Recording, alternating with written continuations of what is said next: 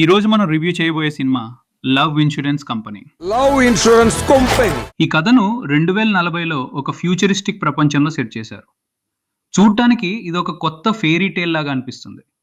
Holograms అన్ని చాలా బాగా వర్కౌట్ అయ్యాయి. నిజంగా చెప్పాలంటే విఘ్నేష్ శివన్ నుండి ఇలాంటి కాన్సెప్ట్ ఎక్స్పెక్ట్ చేయలేదు. కానీ ఎగ్జిక్యూషన్లో చాలా క్లారిటీ ఉంది. ఫస్ట్ హాఫ్ మాత్రం చాలా స్మూత్గా ఎంగేజింగ్గా ఉంటుంది. సాంగ్స్ కూడా సినిమాకు మేజర్ ప్లస్ పాయింట్.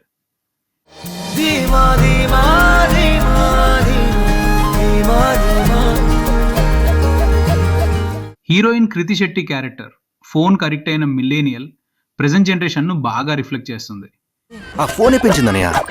ఒక లైక్ ఒక షేర్ రావడం అంటే ఎంత కష్టమైన పని తెలుసా. హీరో మాత్రం పూర్తిగా విరుద్ధంగా ఆర్గానిక్ లవ్ మీద నమ్మకం ఉన్న వ్యక్తి. వీళ్ళిద్దరి మధ్య సీన్స్ చాలా న్యాచురల్ గా ఫ్రెష్ గా అనిపిస్తాయి. సినిమా పేస్ కూడా ఎక్కడ బోర్ అనిపించకుండా ఫాస్ట్గా నడుస్తుంది. యోగి బాబు గారికి ఎక్కువ స్క్రీన్ టైం లేకపోయినా వచ్చిన ప్రతి సీన్లో పర్ఫెక్ట్ టైమింగ్తో నవ్విస్తాడు. ఆయన ప్రెజెన్స్ చాలు ఆడియన్స్ని ఎంగేజ్ చేయడానికి. ఇంకా ఎస్జే సురయ్య గారి పెర్ఫార్మెన్స్ గురించి చెప్పాలంటే ఈ సినిమాకు మేజర్ హైలైట్. స్క్రీన్ మీద ఉన్న ప్రతి సీన్లో ఇంపాక్ట్ క్రియేట్ చేస్తారు. సెకండ్ హాఫ్లో కొన్ని చోట్ల సినిమా కొంచెం అనీవెన్గా అనిపిస్తుంది.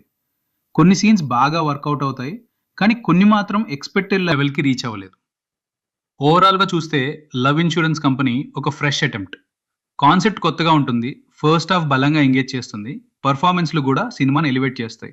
ఇంతకు ముందు కులం కోసం ఒప్పుకోలేదు, జాతకం కోసం ఒప్పుకోలేదు, ఇంట్లో వాళ్ళు ఒప్పుకోలేదు, ఊళ్ళో వాళ్ళు ఒప్పుకోలేదు, చుట్టాలు ఒప్పుకోలేదు, ఫ్రెండ్స్ ఒప్పుకోలేదు, అమ్మ ఒప్పుకోలేదు, అబ్బ ఒప్పుకోలేదు అని బ్రేకప్ చెప్పేవాళ్ళు ఇప్పుడు యాప్ ఒప్పుకోలేదు అని బ్రేకప్ చెప్తున్నారా?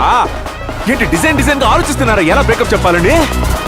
మింగే కొన్ని ఫ్లాస్లు ఉన్నప్పటికీ సినిమా ఓవరాల్గా చాలా బాగుంది అని చెప్పొచ్చు.